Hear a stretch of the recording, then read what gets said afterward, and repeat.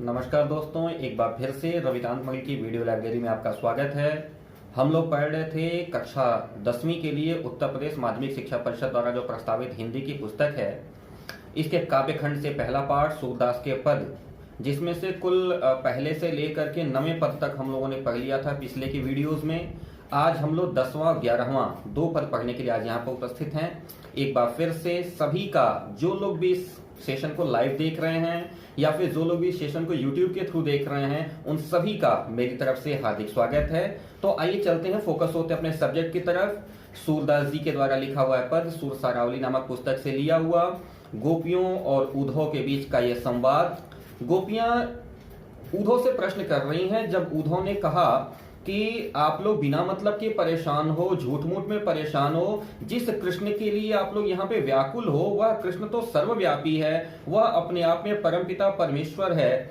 चर में अचर में, यानी जितने भी सजीव पदार्थ हैं उनमें भी, जितने निर्जीव पदार्थ हैं उतने में भी, ये जो पूरा का पूरा वातावरण है, हर जग में, हर एक कण में चर अचर जगत जिसको कहते हैं ना, हर कण कण में इस संसार में चारों तरफ व्याप्त है। आप जब चाहो जहां चाहो उसका अनुभव कर सकती हो। तो गोपियां चूंकि कृष्ण के सगुण प्रेम में विह्वल हैं, वह कृष्ण जो बचपन अवस्था में गोकुल में अपनी क्रीड़ा करके जा चुका है, या जिनका सगुण रूप गोपियों ने देख लिया है, ऐसे कृष्ण के निराकार स्वरूप को स्वीकार करना उनके लिए संभव नहीं हो पा रहा है। गोपियां कहती हैं, उद्धव थोड़ा हमें बताओ तो सही, ये निर्गुण कौन देश को बासी, निर्गुण कौन देश को बासी, मधुकर कहि समझाई सौहदे बूझति सांचन हासी, को है जनक कौन है जननी, कौन नारी को दासी, कैसे बरन भेष है कैसो की रसमय अभिलाषी, पावो गए सुन कियो आपनो जोर करोगे गांसी, सुनत मौन वह रहे बावरो सूर सबय मति नासी। देखिए, हमारे यहाँ जो संस्कृत साहित्य है वो गुण का तात्पर्य यह नहीं मानता है विशेषता। गुण का अर्थात होता है उत्पत्ति। हम लोग अपने बायोलॉजी में पढ़े होंगे ना, गुणसूत्र यानी क्रोमोजोम, यानी माता या पिता से जो अनुवांशिक लक्षण हमारे में आते हैं उनको गुणसूत्र बोलते हैं। तो गुण का तात्पर्य होता है उत्पत्ति। कहते हैं निर्गुण, निर्गुण कौन, जिसकी उत्पत्ति का ज्ञान नहीं है कि वह कहाँ उत्पन्न हुआ, उसका शरीर कैसा है, वो कहाँ व्याप्त है, कैसा रहता है। कहती हैं गोपियां, ये निर्गुण कौन देश को वासी, उद्धव थोड़ा बताओ तो सही, ये तुम्हारा जो निर्गुण है, जिस निराकार ब्रह्म की तुम यहाँ व्याख्या कर रहे हो, ये कहाँ रहता है, किस जगह का रहने वाला है। मधुकर कहि समझाई सौहदे बूझति सांचन हासी। मधुकर, मधुकर मतलब होता है भंवरा। यह भंवरा शब्द आया है उद्धव के लिए सर्वनाम के रूप में, यानी जो उद्धव हैं उनको भंवरा मान लिया गया है। इस आधार पे ये जो पद हैं इनको सूरदास के पद में भ्रमर गीत के नाम से जाना जाता है। भंवरा क्यों, वह भंवरा जो एक पुष्प से दूसरे पुष्प पे, दूसरे पुष्प से तीसरे पुष्प पे मंडराता रहता है। वैसे ही हमारे श्री उद्धव जी महाराज श्री कृष्ण की बात को लेकर के गोपियों के पास आते हैं, गोपियां समझा बुझा के वापस भेज देती हैं, फिर चले जाते हैं कृष्ण के पास। तो कृष्ण से भंवरे की तरह गोपियों के पास आना, गोपियों से फिर भंवरे की तरह कृष्ण के पास चले जाना, जहां पे ऐसे प्रसंगों का वर्णन है तो ये प्रसंग भ्रमर गीत कहलाते हैं। तो उद्धव के लिए आ गया शब्द मधुकर, हे उद्धव। मधुकर शब्द का मतलब होता है भंवरा, लेकिन यहाँ पे यह मधुकर शब्द आया हुआ है उद्धव के लिए। मधुकर कहि समुझाई सौहदे बूझति सांचन हासी। गोपियां कहती हैं कि सही सही समझा करके, विशद रूप में व्याख्या करके, पूरी डिटेल के साथ अपनी बात बताओ, और सुनो, ये तुमको हमारी सौगंध है, इसको हंसी मत समझना। बूझत सांचन हासी, इसको सच्चाई समझो, इसमें कोई हंसी मत समझना कि हम लोग भी तुम्हारी तरह बैठ के यहाँ मजाक कर रहे हैं। कहि सौहदे, मधुकर कहि समुझाई सौहदे, मधुकर हे मधुकर, हे भंवरे यानी हे उद्धव, समझा करके कहो हमारी सौह सौगंध है तुमको। बूझति सांचन हासी, इसको सही समझो, ये हंसी की बात नहीं है। को है जनक, तुम जिस निर्गुण की बात कर रहे हो उसका पिता कौन है, जनक अर्थात जिसने जन्म दिया। कौन है जननी, उसकी माता कौन है। को है जनक, पिता कौन है, कौन है जननी, उसकी जननी कौन है। को नारी, पत्नी उसकी कौन है। को दासी, उसकी सहयोगी कौन है, उसकी सेविका कौन है। थोड़ा अगर समझ में आ जाए तो बता दो। कैसे बरन भेष है कैसो की रसमय अभिलाषी, उसका वर्ण कैसा है, यानी वो दिखने में कैसा दिखता है, उसका स्ट्रक्चर कैसा है, उसकी फिजिकल स्ट्रेटजी कैसी है, थोड़ा बताओ। भेष है कैसो, उसकी आकृति कैसी है, कैसा कपड़ा लत्ता पहनता है, पीतांबर पहनता है कि दिगंबर रहता है, कि पैंट शर्ट पहनता है कि साड़ी पहनता है, इसके बारे में थोड़ा बताओ। की ही रस मैं अभिलाषी, मैं पूरी तरह से अभिलाषी हूं, मैं जानने के लिए उत्सुक हूं, मुझे बताओ तो सही कि वह कैसा है। अब पावोगे सुनियो आपनो जोर करोगे गांसी, यदि तुमने हमारे साथ गांसी किया, गांसी शब्द झूठ बोला, चालबाजी किया, अगर हमको बहलाया फुसलाया, तो सुनो जैसा करोगे वैसा पाओगे। पावोगे सुन किए आपनो, जो अपना करोगे वैसा भोगोगे। अगर हमारे साथ तुमने झूठ बोला, यदि हमारे साथ तुमने चालबाजी किया। सुनत मौन हुए रहे हो बावरो, गोपियों की ऐसी साहित्यिक भाषा सुन करके पागल हो करके उधो मौन रह गया। बावरो शब्द आया है, पागल हो गया। पागल हो गया का तात्पर्य विवेक शून्य हो गया, उसका सारा ज्ञान खत्म हो गया, वो समझ नहीं पा रहा था इन गोपियों को कैसे समझाया जाए।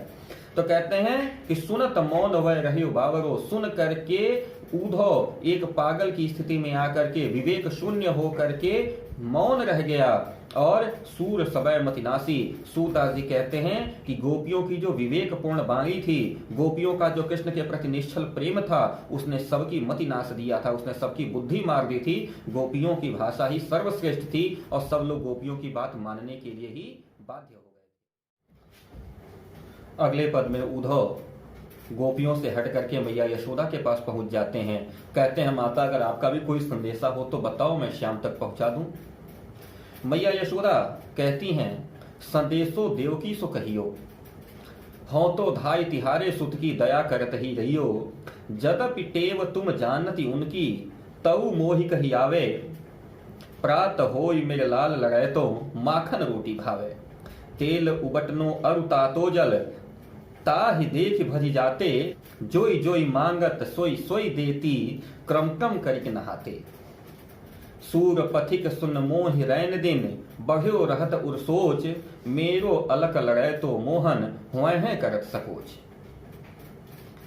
मैया यशोदा कहती हैं कि मेरा संदेशा श्याम से नहीं है, उसको तो मैं अच्छे से जानती हूं, मुझको जो संदेश देना है वह मेरा संदेश जाके देवकी से कह देना। हे उद्धव, मैं अपना संदेशा श्याम को नहीं देती, मेरा जो संदेशा है, मेरा जो मैसेज है वो ले जा करके देवकी को दे देना। उद्धव कहते हैं मां बता दीजिए अपना संदेशा, मैं दे दूंगा। कहती हैं संदेशो देवकी सो कहियो, मेरा जो संदेशा है वो देवकी से कहना।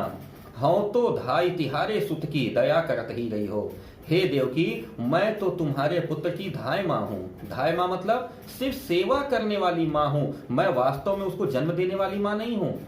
हाँ तो धाई तिहारे सुत की, मैं पुत्र को पैदा तुमने किया, उत्पन्न तुमने किया, मैंने तो सिर्फ उसकी सेवा की है, मैं उसकी सेविका माँ हूँ। धाय माँ मतलब सेवा करने वाली माँ हूँ। दया करत ही रही हो, हे देवकी मेरे ऊपर कृपा बनाए रखना। हे देवकी मैं तुम्हारे पुत्र की सेविका हूँ, धाय माँ हूँ, सेवा करने वाली माँ हूँ, मेरे ऊपर अपनी कृपा बनाए रखना। हाँ एक चीज है, चूंकि बचपन में मैंने उसको पाला पोसा है, भले ही पुत्र तुम्हारा है तो क्या हुआ, पाला पोसा मैंने है, इसलिए उसकी वही जो विशेषताएं हैं, उसकी जो खासियत है वो सब मुझे पता है। इसलिए यद्यपि टेव तुम जानत उनकी, यद्यपि उसकी सारी जो क्रियाकलाप है, उसके जितने कार्य व्यवहार हैं, उसके जो आचार हैं, वो जितने भी मतलब सब कुछ तुमको पता है। टेव का मतलब हो गया श्री कृष्ण के आचार विचार, उनकी शरारत, उनकी बदमाशियां, उनकी व्यवहारिकता, ये यद्यपि तुम उनकी सारी टेव यानी उनका सारा कार्य व्यवहार तुम जानती हो, तऊ मोहि कही आवे, फिर भी मुझे इच्छा हो रही है कि मैं तुमसे कह दूं। तऊ मोहि कही आवे, फिर भी मेरे मन में आ रहा है कि मैं तुमसे कह दूं। तो क्या कहती हैं, प्रात होत मेरे लाल लगाए तो माखन रोटी भावे, सुबह होते ही मेरे लाल श्री कृष्ण लगाए तो जो मुझे बहुत ज्यादा प्रिय हैं, जिनको मैं बहुत ज्यादा स्नेह करती हूँ, उनको माखन रोटी पसंद है। तेल उबटनो और तातो जल, तेल यानी सरसों का तेल जैसे होता है, छोटे बच्चों को मालिश किया जाता है तो माताएं सरसों के तेल से पूरा मालिश करती हैं। उबटन जिसको हम लोग सामान्य भाषा में जानते हैं बुकुआ लगवाते हैं, जैसे सरसों को भून करके बना लेते हैं, तेल में सान करके पूरे शरीर पर लगाया जाता है, फिर उसको रगड़ के छोड़ाते हैं। तो तेल उबटन और तातो जल और गर्म पानी, ये तीन चीज जो है उनको कतई पसंद नहीं है। कहती हैं ताहि देख भज जाते, अगर ये तीर उसको आंख से दिख गया तो तुरंत भाग चलता है। तेल उबटन और गर्म पानी, अगर ये तीन चीज उसको दिख गया तो तुरंत भाग चलता है। इस बात का ध्यान रखना, ताकि अगर कभी तेल लगाना हो, उबटन लगाना हो तो पकड़ के पहले उसको बांध लेना, उसके बाद ले आना, क्योंकि अगर उसको आंख से दिख गया तो भाग चलेगा, रुकेगा नहीं।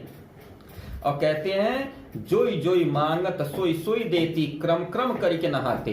देखो, मैंने उसको कभी किसी चीज के लिए मना नहीं किया, मैंने कभी कोई ऐसी व्यवस्था ही नहीं बनने दी कि जिसमें उसको अभाव दिखाई दे। जोई जोई मांगत सोई सोई देती, वह जो जो मांगता है वह मैं उसको देती हूँ। मैं कोशिश करती हूँ कि वो जो मांगे उसको दे दिया जाए। क्रम क्रम करके नहाते, वो खेल खेल के नहाता है। क्रम क्रम कई सारा काम करके, कलाबाजी कर करके, खेल खेल के, कूद कूद के वो नहाते हैं। आगे कहते हैं सूर पथिक सुन मोहि रैन दिन, बढ़्यो रहत उर सोच। सूरदास जी कहते हैं कि हे पथिक, पथिक कौन? उद्धव, क्योंकि वही ना कृष्ण के पास से भेजे गए थे यहाँ पे गोकुल, और फिर गोकुल से वापस मथुरा जा रहे हैं, तो जो रास्ते में चलेगा, पथ पे चलेगा, वो पथिक। तो ये पथिक सर्वनाम आ गया फिर किसके लिए? उद्धव के लिए। तो कह रहे हैं सूरदास जी की पथिक सुन मोहि रैन दिन, हे पथिक, हे उद्धव, सुनो मुझे रैन दिन, रात दिन, बढ़्यो रहत उर सोच। उर हृदय, उर शब्द आया हृदय के लिए। हे उद्धव सुनो, रात दिन मेरे हृदय में एक सोच बनी रहती है, एक चिंता बनी रहती है, एक बेचैनी बनी रहती है।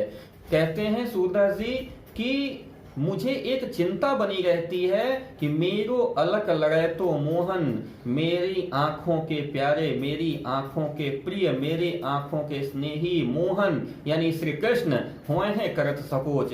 देवकी से कहने में संकोच करते होंगे, यदि वो संकोच भी करें तो देखो तुमको मैंने सब कुछ बता दिया, ऐसे ही तुम उसको प्यार करना, क्योंकि ये सारी चीजें मांगने में हो सकता है